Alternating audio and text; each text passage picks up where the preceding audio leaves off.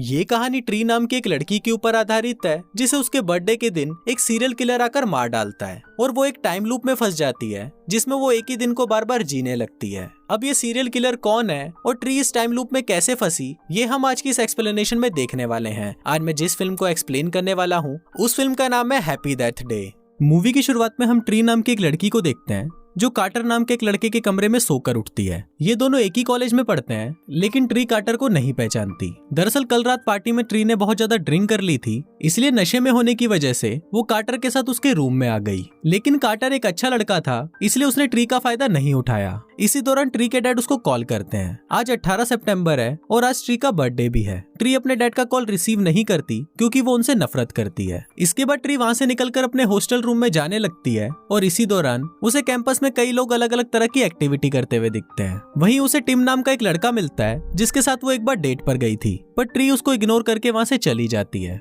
फिर जब ट्री अपने रूम में आती है तो वहाँ पर उसकी रूममेट जिसका नाम लोरी था वो उससे बर्थडे विश करती है और उसे एक कपकेक देती है, लेकिन ट्री उस केक को फेंक कर वहाँ से चली जाती है। इसके बाद ट्री एक हॉस्पिटल में जाती है जहाँ पर लोरी भी इंटर्नशिप कर रही थी। ट्री वहाँ पर एक प्रोफेसर डॉक्टर गैलगरी से मिलने आती है जिसके साथ उसका अफेयर चल रहा था। फिर वो दोनों वहीं पर ही एक दूसरे से चिपकना शुरू कर देते हैं, लेकिन तभी वहाँ पर डॉक्टर गैलगरी की वाइफ आ जाती है जिसको देखकर ट्री वहाँ से चली जाती है। उसी रात ट्री एक पार्टी में जाती है लेकिन तभी एक मास्क पहना हुआ इंसान उसको फॉलो करने लगता है। ट्री उसको देखकर डर जाती है और वो एक टनल के अंदर भाग जाती है, लेकिन तभी वो आदमी पीछे से ट्री के पास आता है और उसे चाकू से मारकर मार डालता है। पर तभी ट्री की नींद खुलती है और वो फिर से खुद को कार्टर के कमरे में सोया हुआ पाती है। तभी कार्टर उसको वही सब कुछ बोलता है जो उसने ट्री को पहले दिन बोला था। अब ट्री के साथ वो सभी चीजें वापस हो रही थी जो उसके साथ पहले हो चुकी थी। कैंपस में भी सभी लोग वही एक्टिविटी कर रहे थे जो वो लोग पहले कर रहे थे। तभी टिम उसे मिलता है और वो भी उसे वही बात बोलता है।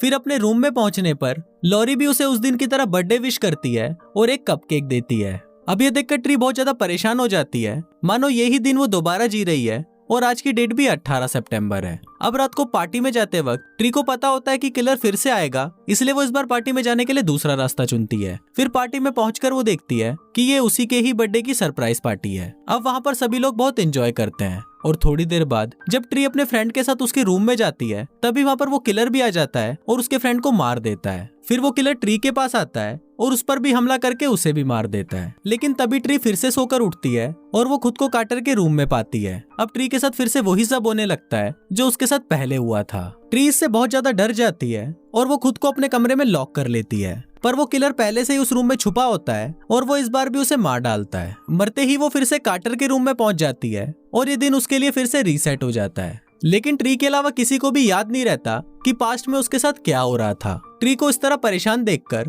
कार्टर उसे उसकी मदद करने के लिए बोलता है, पर जब ट्री उसे सब कुछ बताती है तो कार्टर उसकी बातों पर विश्वास नहीं करता। लेकिन जब ट्री उसे ये बताती है कि वहाँ पर आगे क्या होने वाला है तो उसको देखने के बाद कार्टर उस पर बिलीव कर लेता है। इसके बाद कार्टर उसे बोलता है कि शायद तुम्हारे पास बहुत सारी लाइफ लाइन है और तुम एक टाइम लूप में फंस गई हो, जिस वजह से जब भी तुम मरती हो तो उसी दिन में तुम वापस पहुंच जाती हो। इसके बाद वो उसे बोलता है कि तुम्हें जिस पर भी शक है तुम उसकी एक लिस्ट बनाओ जिससे तुम ये पता लगा पाओगी कि कौन तुम्हें मारना चाहता है, और अगर तुम इससे बच गई तो तुम इस टाइम लूप से बाहर आ जाओगी। ट्री को ये आइडिया बहुत अच्छा लगता है और वो उन लोगों की लिस्ट बनाने लगती है जिन पर उसको शक होता है। इसके बाद वो किलर का पता लगाने के लिए उस लिस्ट के लोगों को एक एक करके फॉलो करने लगती है। इसी दौरान वो कई बार मरती है और हर बार वो कार्टर के रूम में पहुंच जाती है। वो फिर से ट्राई करती है तो उसका एक्सीडेंट हो जाता है। इसके बाद वो फिर से ट्राई करती है तो किलर उसके सर पर मारकर उसे मार डालता है और इसी के साथ वो फिर से कार्टर के रूम में पहुंच जाती है। इसके बाद वो कार्टर को बोलती है कि तुम्हारा प्लान बिल्कुल ही बकवास था, लेकिन कार्टर को कुछ भी समझ नहीं आता क्योंकि उसे कुछ भी याद नहीं होता। फिर ट्री उसके रूम से जाने ही लगती है,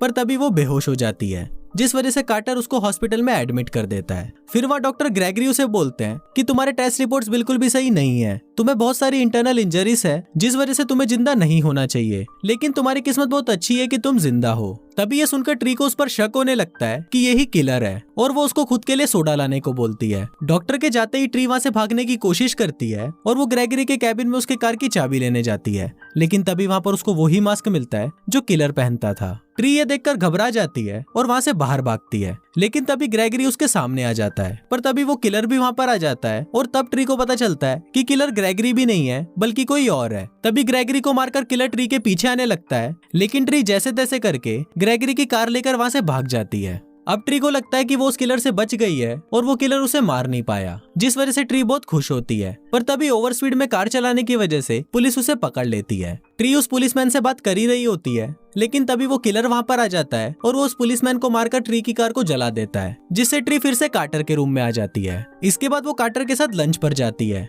वहाँ पर वो टीवी पर एक न्यूज देखती है जिसमें एक सीरियल किलर टॉम्स के बारे में बताया जाता है, जिसने अभी तक 6 लड़कियों को मार डाला है और टॉम्स अभी उसी हॉस्पिटल में एडमिट है जहाँ पहले ट्री एडमिट थी। अब ट्री को ये देखकर लगता है कि टॉम्स वही किलर है जो उसे मारना चाहता है। फिर ट्री फौरन हॉस्पिटल जाती है और वहाँ के रिसेप्शनिस्ट को जल्दी ही पुलिस को फोन करने के लिए बोलती है। फिर ट्री जैसे ही टॉम्स के पास जाती है तो वो देखती है कि जो गार्ड टॉम्स के रूम पर पहरा दे रहा था उसे टॉम्स ने मार डाला है। फिर टॉम्स ट्री पर हमला करने की कोशिश करता है, पर तभी कार्टर वहाँ पर आ जाता है और उसको रोकने की कोशिश करता है, पर टॉम्स उसे भी मार डालता है। फिर टॉम्स ट्री को मारने के लिए उसके पास जाता है, लेकिन ट्री पीछे से उस पर हमला कर देती है। अब ट्री टॉम्स को मार सकती थी, पर वो उसे नहीं मारती क्योंकि कार्टर मर चुका था और अगर ट्री ने टॉम्स को मार दिया तो ये टाइम लूप वहीं खत्म हो जाएगा और कार्टर भी कभी जिंदा नहीं होगा। इसलिए ट्री खुद को ही फांसी लगाकर मार डालती है। फिर जब ट्री वापस से कार्टर के रूम में उठती है तो वो भागकर उसे हक करती है क्योंकि अब वो उसे पसंद करने लगी थी। इसके बाद अब ट्री पूरी तरह बदल जाती है। पहले ट्री बहुत ज्यादा घमंडी थी और किसी की भी परवाह नहीं करती थी, पर अब ऐसा नहीं है। सबसे पहले वो अपने रूम में आती है और वहाँ पर वो लॉरी से माफी मांगती है। इसके बाद वो प्रोफेसर ग्रेगरी के पास जाती है और उनसे ब्रेकअप कर लेती है। फिर वो कार्टर के पास आती है और उसे किस करती है। वो उसको बोलती है कि हम आज रात मिलकर पूरी रात पलंग तोड़ेंगे।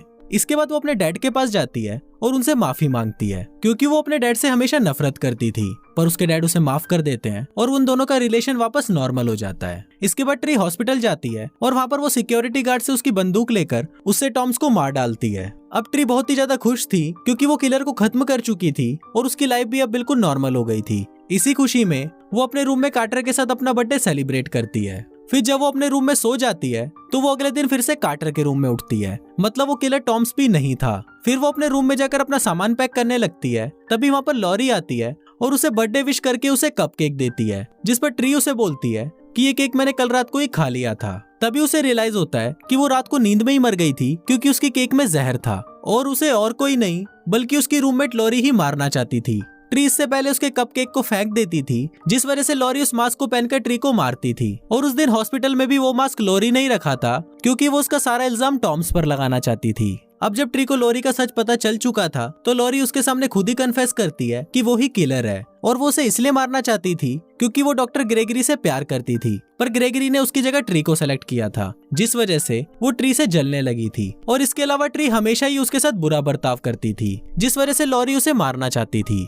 इसके बाद वो दोनों आपस में लड़ने लगती हैं। तभी ट्री उसे उसी का ही केक खिला देती है और उसे खिड़की से नीचे फेंक देती है, जिससे उसकी वहीं पर ही मौत हो जाती है। और फाइनली ट्री इस टाइम लूप से निकल जाती है। पर दोस्तों, ट्री इस टाइम लूप में फंसी कैसे, ये हमें फिल्म के अगले पार्ट में पता चलेगा।